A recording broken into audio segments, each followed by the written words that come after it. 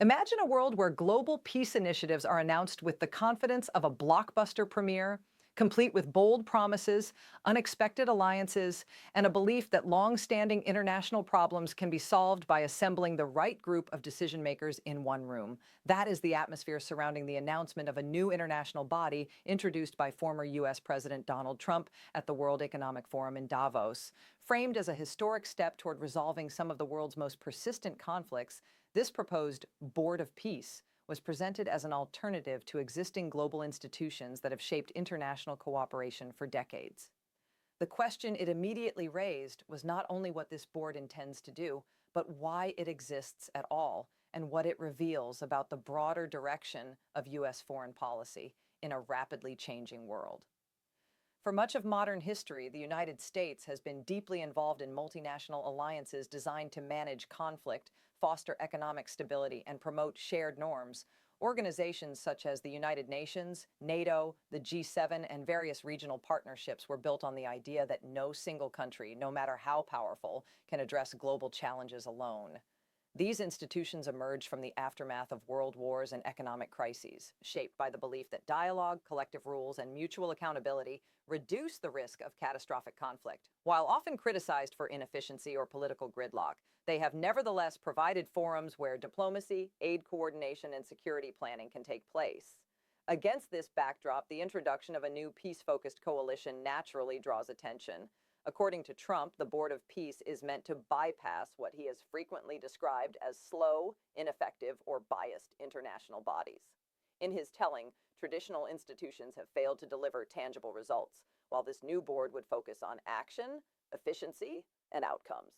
The announcement was positioned as both a corrective and an upgrade, suggesting that existing systems have become outdated or compromised by bureaucracy and political agendas. However, one of the first aspects to draw scrutiny was the composition of the proposed board. Trump introduced a group of participating countries that included several governments often described by international observers as authoritarian or semi-authoritarian.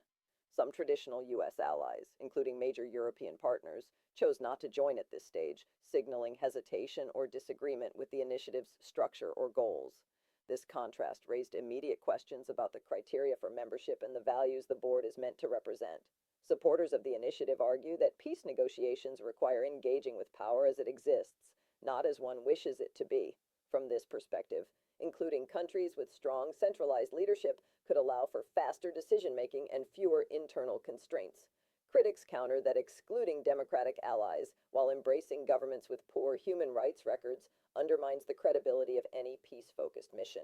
They point out that legitimacy in global diplomacy often depends not only on outcomes, but on the principles guiding the process. Central to the controversy is the reported invitation extended to Russian President Vladimir Putin. Russia's role in recent global conflicts, particularly its actions in Ukraine, has made it one of the most polarizing actors on the world stage. Including or even courting Russian participation in a peace board inevitably invites debate over accountability, responsibility, and the meaning of peace itself. For critics, the idea that a leader associated with military aggression could help shape a peace initiative appears contradictory. Supporters, however, argue that excluding major military powers only limits the effectiveness of any global effort. The Board of Peace was also introduced with a specific, highly ambitious focus, overseeing the reconstruction and future development of Gaza. The region has endured decades of conflict, repeated cycles of violence, and severe humanitarian crises. International aid organizations have long emphasized the urgent need for basic necessities such as food, water, medical care, and shelter. In this context, the board's vision for Gaza stood out for its emphasis on large-scale redevelopment, infrastructure, and economic transformation. Trump described Gaza not only as a humanitarian challenge, but as a location with untapped potential. He framed redevelopment in terms familiar from his background in real estate, emphasizing location, investment, and long-term value. The proposal suggested that rebuilding Gaza could transform it into a thriving economic hub, offering jobs, housing, and opportunity. In theory, economic stability could reduce the incentives for conflict, providing a foundation for lasting peace. Yet this approach also drew criticism for what many saw as a disconnect from immediate realities on the ground. Humanitarian organizations working in Gaza have repeatedly highlighted the urgency of basic survival needs. Critics argue that focusing on large-scale development without first addressing displacement, trauma, governance, and security risks, oversimplifying a deeply complex situation. They caution that economic development alone cannot resolve political grievances or historical injustices. Another point of contention is funding. According to statements associated with the initiative, countries seeking permanent membership on the Board of Peace would be expected to contribute substantial financial resources, reportedly in the range of billions of dollars. Trump and his allies have argued that such sums are modest when compared to the potential benefits of global stability and conflict prevention. They frame the contributions as investments in peace rather than costs. Skeptics, however, see this financial structure as problematic. They question how funds would be managed, who would control decision-making, and what safeguards would exist to prevent misuse or favoritism. Transparency and accountability are central concerns, especially given the history of corruption and inefficiency that has plagued some large-scale international projects. Without clear mechanisms for oversight, critics argue, the initiative risks becoming more symbolic than effective. The announcement also fits into a broader pattern in Trump's political style, which emphasizes branding, bold naming, and direct appeals to perceived efficiency. Throughout his career, Trump has often framed initiatives as unprecedented or transformative, positioning himself as a disruptor, challenging established norms. Supporters see this as strength, arguing that entrenched systems need disruption to evolve. Detractors see it as superficial, prioritizing image over substance. This tension reflects a deeper debate about the nature of leadership in international affairs. Traditional diplomacy values continuity, consensus. The reaction from traditional allies is particularly telling. The reluctance of countries like the United Kingdom and France to immediately join signals concerns about alignment and trust. These nations have long histories of working closely with the United States through established institutions. Their hesitation suggests that the Board of Peace may be seen less as a complement to existing frameworks and more as a challenge to them. At the same time, the initiative highlights frustration with the status quo. Many conflicts around the world remain unresolved despite decades of international involvement. From this perspective, experimenting with new approaches is not inherently unreasonable. The question is whether those approaches are grounded in a realistic understanding of the conflicts they aim to address. The focus on Gaza illustrates this dilemma clearly. Reconstruction requires not only money and infrastructure, but political agreements, security guarantees, and inclusive governance. Without addressing these elements, development projects risk becoming unsustainable or even exacerbating tensions. Peacebuilding research consistently shows that lasting stability depends on addressing root causes, including inequality, political exclusion, and historical grievances. The inclusion of powerful but controversial actors raises similar concerns. Engaging all relevant parties is often necessary for peace negotiations, but doing so without clear principles can undermine moral authority. International norms around human rights and sovereignty exist precisely to set boundaries for acceptable behavior. Any peace initiative that appears to sidestep these norms risks losing legitimacy in the eyes of both affected populations and the broader global community. Another dimension of the Board of Peace is its relationship to existing institutions. Trump has long criticized organizations like the United Nations, portraying them as ineffective or unfair to U.S. interests. The new board can be seen as an attempt to create an alternative platform where the United States plays a more dominant role.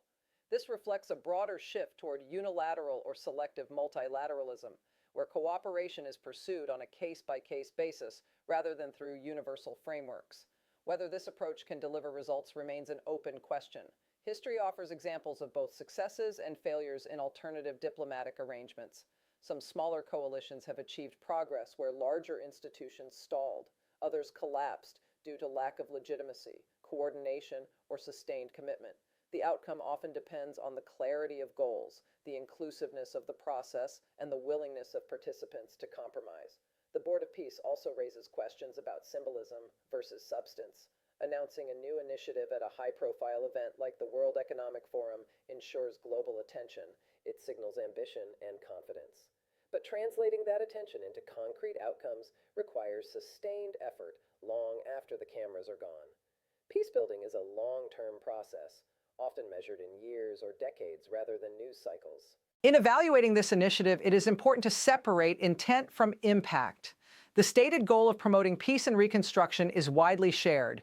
Few would argue against the value of reducing conflict or improving living conditions in regions like Gaza. The disagreement lies in how these goals are pursued and who gets to define success. Critics worry that framing complex humanitarian crises through a primarily economic or business-oriented lens risks overlooking human dimensions that cannot be quantified. Trauma, trust, and social cohesion are not easily addressed through investment alone. Supporters argue that economic opportunity is a powerful stabilizing force and that without it, other interventions have limited effect. The debate surrounding the Board of Peace ultimately reflects broader questions about global governance in the 21st century. As power becomes more diffuse and traditional institutions face legitimacy challenges, new models are likely to emerge. Some will succeed, others will fail, and many will provoke controversy along the way. The key issue is whether these models enhance cooperation or deepen divisions. For the United States, the initiative also speaks to its evolving role on the world stage. Once seen as a champion of multilateralism, the country now grapples with internal debates over engagement, responsibility, and national interest. The Board of Peace can be viewed as an expression of one vision of American leadership, one that prioritizes control, visibility, and deal-making over consensus building. As discussions continue, much remains uncertain. Details about governance, decision-making processes, and implementation have yet to be fully clarified. The willingness of additional countries to join will shape the board's influence and legitimacy. Perhaps most importantly, the response of affected populations, particularly those in regions like Gaza, will determine whether the initiative is seen as helpful or disconnected from reality. Peace initiatives succeed not only through agreements among leaders, but through the trust and participation of communities on the ground. Without this foundation, even well-funded projects can falter. The Board of Peace, as proposed, faces the challenge of bridging the gap between high-level ambition and lived experience. In the end, the announcement serves as a reminder that peace is not a product that can simply be launched or branded. It is a process that requires patience, humility, and an understanding of complexity. Whether the Board of Peace will contribute meaningfully to that process remains to be seen. Its legacy will depend not on the boldness of its name or the prominence of its members, but on its ability to deliver tangible, inclusive, and lasting results. If there is one takeaway from this development, it is that global peace efforts continue to evolve, reflecting shifting power dynamics and competing visions of leadership. Observers, policymakers, and citizens alike will be watching closely to see whether this initiative becomes a footnote in diplomatic history or a turning point in how the world approaches conflict and cooperation. If you found this exploration helpful and want to stay informed about how international politics and global initiatives shape our world, consider supporting the channel. Engaging with the content, sharing your thoughts, and subscribing helps ensure that these complex topics continue to be examined with depth and clarity.